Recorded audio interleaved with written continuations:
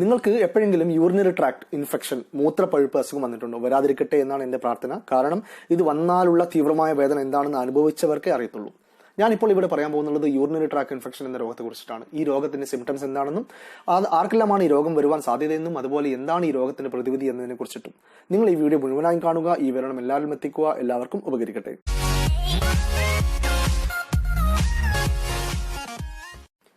Hi guys, this is Hashim Muhammad and you are watching my YouTube channel Best Tips by Hashim. Urinary tract infection മൂത്രപ്പഴുപ്പ് പല ആളുകളിലും കാണുന്ന ഒരു രോഗമാണ്. ഈ രോഗം വരാനുള്ള പ്രധാന കാരണങ്ങളൊന്ന് പറയുന്നത് വൃത്തിയില്ലാത്ത ചുറ്റുവട്ടങ്ങളിൽ നയിക്കുന്ന ജീവിത രീതി എന്നതാണ്. ഒരാൾക്ക് ഈ രോഗം വന്നാൽ ഉണ്ടാകുന്ന സിംറ്റംസ് എന്താണ് എന്ന് നമുക്ക് ആദ്യമായി നോക്കാം.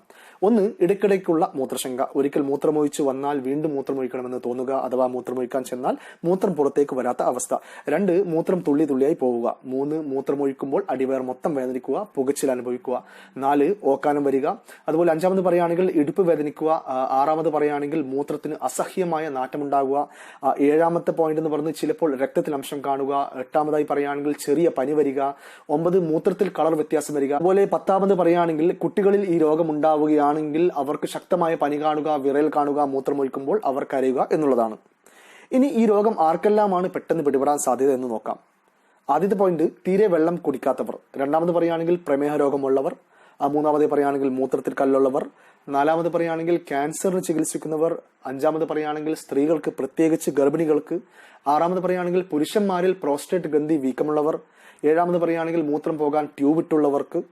8ാമത് പറയുകയാണെങ്കിൽ വൃത്തിഹീനമായ ടോയ്ലറ്റ് ഉപയോഗിക്കുന്നവർ. 9ാമതായി പറയുകയാണെങ്കിൽ ടോയ്ലറ്റിൽ ദീർഘനേരം ഇരിക്കുന്നവർക്ക്, അതായത് ടോയ്ലറ്റിൽ ഇരുന്നു കൊണ്ട് തന്നെ ഫ്ലഷ് ചെയ്യുന്നവർക്ക്. 10ാമത് പറയുകയാണെങ്കിൽ ടോയ്ലറ്റിൽ പോയി മലദ്വാരം കഴുകുമ്പോൾ സൂക്ഷ്മത പുലർത്താത്തവർക്ക്.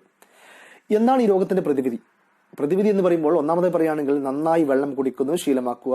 2ാമത് പറയുകയാണെങ്കിൽ പ്രമേഹം എപ്പോഴും നിയന്ത്രണത്തിലാക്കുക. 3ാമതായി സ്ത്രീകൾക്ക്, പ്രത്യേകിച്ച് ഗർഭിണികൾ അതുപോലെ കുട്ടികൾ വൃത്തിഹീനമായ ടോയ്ലറ്റ് ഉപയോഗിക്കാതിരിക്കുക. 4ാമതായി പറയുകയാണെങ്കിൽ മലദ്വാരം കഴുകുമ്പോൾ പ്രത്യേകം ശ്രദ്ധിക്കുക. ഇത് നമ്മൾ വളരെയധികം ശ്രദ്ധിക്കേണ്ട ഒരു കാര്യമാണ്. മിക്ക ആൾക്കാർക്കും ഈ രോഗം പിടിപെടുന്നത് അവരുടെ മൂത്രനാളിൽ കൂടി ബാക്ടീരിയ അകത്തേക്ക് പ്രവേശിച്ചതിന് ശേഷം അണുബാധ ഏൽക്കുന്നത് കൊണ്ടാണ്. അപ്പോൾ നമ്മൾ ആദ്യം ചെയ്യേണ്ടത് ഈ ബാക്ടീരിയയെ മൂത്രനാളിൽ പ്രവേശിക്കുന്നത് തടയുക എന്നതാണ്. നമ്മൾ എപ്പോഴും കക്കൂസിൽ പോയാൽ പ്രത്യേകിച്ച് മലദ്വാരം വളരെയധികം ശ്രദ്ധയോടെ കഴുകാൻ ശ്രദ്ധിക്കുക. മലദ്വാരം കഴുകിയതിനു ശേഷം അല്ലെങ്കിൽ കഴുകുന്ന സമയത്ത് മൂത്രം വരുന്ന സ്ഥലം അതേ കൈകൊണ്ട് തൊടുവാൻ പാടുള്ളതല്ല. ശ്രദ്ധിച്ചു കേൾക്കണേ.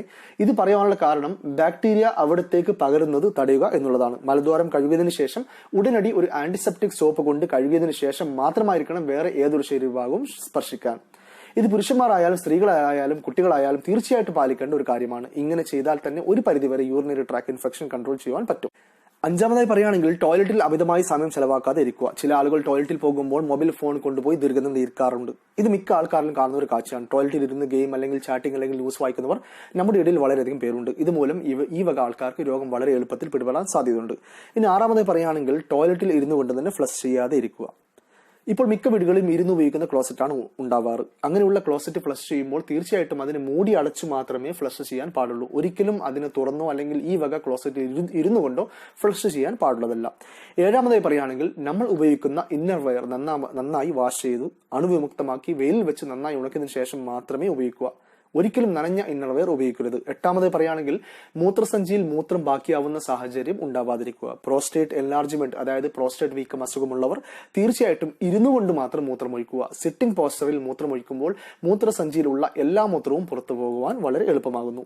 ഇനി 9ാമതായി പറയുകയാണെങ്കിൽ ചില ആളുകൾക്ക് വയറിൽ ഉഷ്ണം വന്നാൽ ഈ രോഗം പിടിപെടാറുണ്ട്. ചിലർക്ക് ചില ഭക്ഷണങ്ങൾ കൊണ്ട് വരാറുണ്ട്. ചിലർക്ക് തണ്ണിമത്തൻ, കോഫി, അമിതമായ മസാല, ചില ഫ്രൂട്ട്സ്, പച്ചക്കറികൾ എന്നിവ മൂലം ഈ അസുഖം വരാറുണ്ട്. അങ്ങനെയുള്ളവർ ഇതുപോലെയുള്ള ഭക്ഷണങ്ങൾ അല്ലെങ്കിൽ പാനീയങ്ങൾ ഒഴിവാക്കേണ്ടതാണ്. ഇനി യൂറിനറി ഇൻഫെക്ഷൻ വന്നാൽ എന്താണ് ചെയ്യേണ്ടത് എന്ന് നോക്കാം. 1, ഉടനടി ഒരു യൂറോളജിസ്റ്റിനെ കാണിക്കുക. അവർ രോഗിയുടെ മൂത്രം ടെസ്റ്റ് ചെയ്യാൻ ഉപദേശിക്കും. കൂടെ അവർ തരുന്ന ആന്റിബയോട്ടിക് മരുന്നുകൾ കഴിക്കുക. ഈ അസുഖം വന്നാൽ സ്വയം വലിച്ചു നീട്ടി കൊണ്ടുപോകാതിരിക്കുക.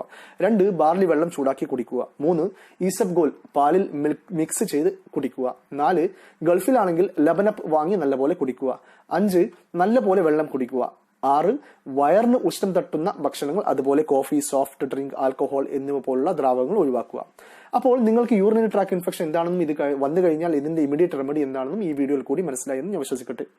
നിങ്ങൾ എന്റെ ചാനൽ ആദ്യമായിട്ടാണ് കാണുന്നതെങ്കിൽ ഈ വീഡിയോയുടെ താഴെ കാണുന്ന സബ്സ്ക്രൈബ് ബട്ടൺ പ്രസ് ചെയ്യാൻ മറക്കരുത്. അതുപോലെ ഈ വീഡിയോയുടെ താഴെ കാണുന്ന ഷെയർ ബട്ടൺ പ്രസ് ചെയ്ത് ഈ വിവരണം എല്ലാവരും എത്തിക്കുക. എല്ലാവർക്കും ഉപകരിക്കട്ടെ. ഞാൻ അപ്ലോഡ് ചെയ്യുന്ന പുതിയ പുതിയ വീഡിയോകൾ തുടർന്ന് കാണണമെങ്കിൽ ഈ ചാനൽ ഫോളോ ചെയ്യുക. ഫോളോ ചെയ്യുന്നതിന് വേണ്ടി നിങ്ങൾ എന്റെ ചാനൽ സബ്സ്ക്രൈബ് ചെയ്തതിനു ശേഷം ഈ കാണുന്ന ബെൽ ഐക്കൺ പ്രസ് ചെയ്യാൻ മറക്കരുത്. എന്നാലേ എന്റെ പുതിയ അപ്ലോഡ് ചെയ്ത വീഡിയോകൾ നിങ്ങൾക്ക് ഉടനടി യൂട്യൂബ് നോട്ടിഫിക്കേഷൻ കിട്ടുകയുള്ളൂ. പൊതുജനങ്ങൾക്ക് ഉപയോഗിക്കുന്ന ഈ വിവരണം എല്ലാവരും എത്തിക്കുക. ഇഷ്ടപ്പെട്ടാൽ ലൈക്ക് ചെയ്യുക. അഥവാ നിങ്ങൾക്ക് ഇഷ്ടപ്പെട്ടില്ലെങ്കിൽ ഡിസ്ലൈക്ക് ചെയ്യുക. നിങ്ങൾക്ക് എന്തെങ്കിലും സംശയമുണ്ടെങ്കിൽ താഴെ കമന്റിൽ വരാവുന്നതാണ്.